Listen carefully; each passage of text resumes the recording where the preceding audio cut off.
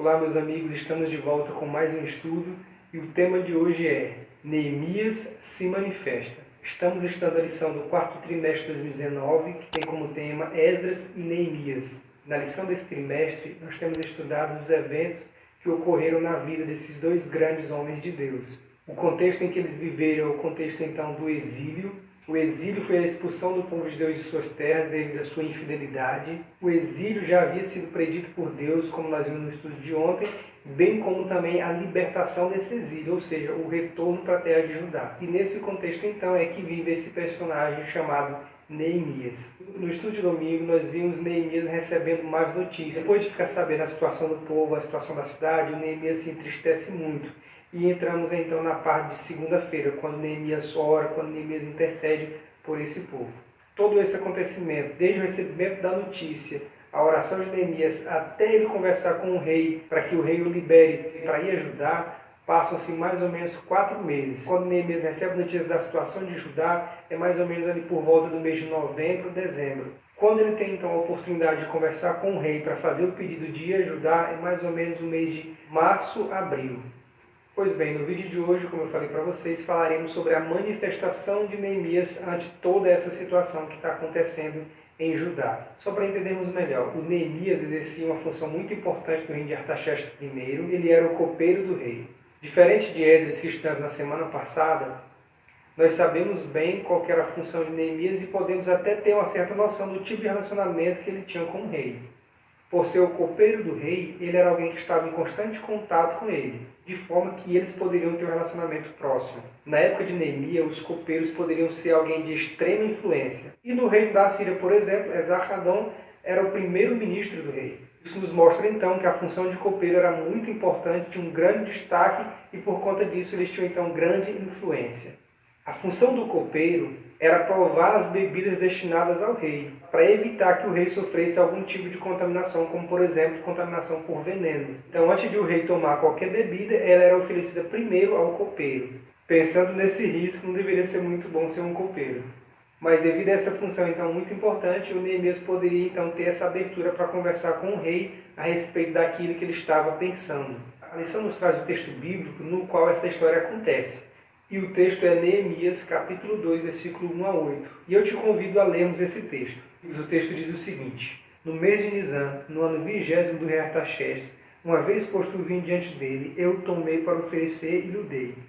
Ora, eu nunca antes estivera triste diante dele. O rei me disse: Por que está triste o teu rosto, se não estás doente? Então temi sobremaneira. E lhe respondi: Viva o rei para sempre. Como não me estaria triste o rosto se a cidade onde estão os sepulcros dos meus pais está assolada e tem as portas consumidas pelo fogo? Que me pedes agora? Então orei ao Deus do céu e disse ao rei: Se é do agrado do rei, se o teu servo acha mercê em tua presença, peço-te que me envies ajudar a cidade dos sepulcros dos meus pais, para que eu a retifique. Então o rei, estando a rainha sentada junto dele, me disse: Quanto durará a tua ausência? Quando voltarás?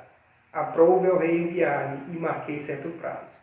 E ainda disse ao rei: Se ao rei parece bem, deem-me cartas para os governantes da além do Eufrates, para que me permitam passar e entrar em Judá. Como também carta para Asaf, guarda das matas do rei, para que me dê madeira para as vigas das portas da cidadela do templo, para os muros da cidade e para a casa em que deverei alojar. E o rei mais deu, porque a boa mão do Senhor era comigo. Nesse texto nós podemos perceber algumas coisas interessantes. A primeira coisa que nos chama a atenção é a tristeza de Neemias. Já tinha se passado 4 meses desde que ele recebeu a notícia, mesmo assim ele continuava triste devido ao sofrimento do povo de Judá. Quando ele aparece então diante do rei com um semblante triste, o rei logo lhe pergunta qual é o motivo de estar triste. O Neemias a princípio fica com muito medo, mas pela misericórdia de Deus o rei então lhe é favorável.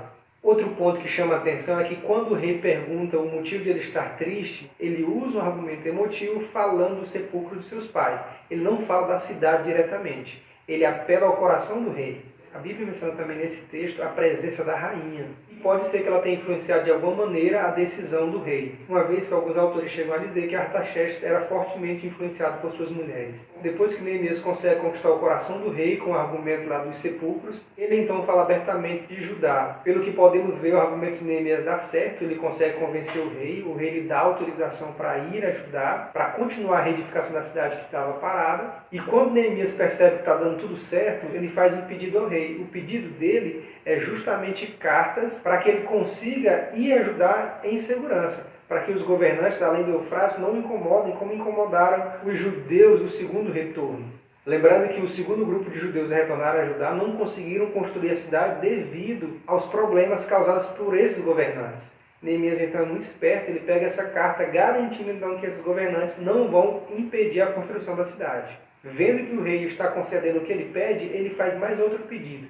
Ele pede agora uma carta para entregar a Asaf, que era o responsável pelas matas do rei, ou seja, aquele que administrava as madeiras, e pede então madeira para 3 obras. Primeiro para as vigas do templo, depois para a reconstrução dos muros das cidades e madeira para a construção de sua própria casa. E o último verso que nós lemos termina falando aquela frase que eu já comentei com vocês, a boa mão do Senhor. Depois que o Neemias fala com o rei, alcança misericórdia diante dele, recebe as cartas, ganha também o material necessário para trabalhar tanto no templo quanto no muro e em sua casa, ele reconhece que tudo isso só aconteceu por causa da boa mão do Senhor, porque Deus estava guiando todo esse processo, porque Deus estava à frente de tudo isso. É interessante observarmos o período de tempo em que Neemias esteve orando. Ele orou durante 4 meses. E é possível que durante esse tempo ele tenha se perguntado por que de tanta demora, por que não estava dando certo, por que Deus não tinha dado nenhuma resposta ainda. A história de Neemias nos ensina muito acerca da oração. Às vezes nossas orações não serão respondidas de imediato, mas nós percebemos pela palavra de Deus que por mais que demore, as orações serão respondidas. Os desígnios de Deus não conhecem adiantamento nem tardança. Deus age no momento certo. O copeiro do rei deixa de ser o copeiro temporariamente para ser o governador de Judá, algo incomum na época. A boa resposta do rei veio como consequência da intervenção divina em sua vida, bem como uma resposta ao caráter de Neemias. Neemias, assim como Esdras, era um homem diferente, que buscava o Senhor em primeiro lugar em sua vida. O estudo da história de Neemias nos ensina lições preciosas. Primeiro, quando ele recebeu notícias tristes a respeito do seu povo, a sua primeira atitude foi orar ao Senhor, foi buscar a presença de Deus. Depois de 4 meses de oração, de jejum, clamando a Deus sua intervenção, Neemias então vê uma oportunidade em que ele pode trabalhar. O ponto principal que me chamou a atenção no estudo da lição de hoje é que a oração é muito importante e fará coisas que eu não tenho capacidade de fazer. Mas na história de Neemias eu aprendo também que tem coisas que eu posso fazer, essas coisas Deus não fará. O milagre acontece quando o esforço humano coopera então com o poder divino.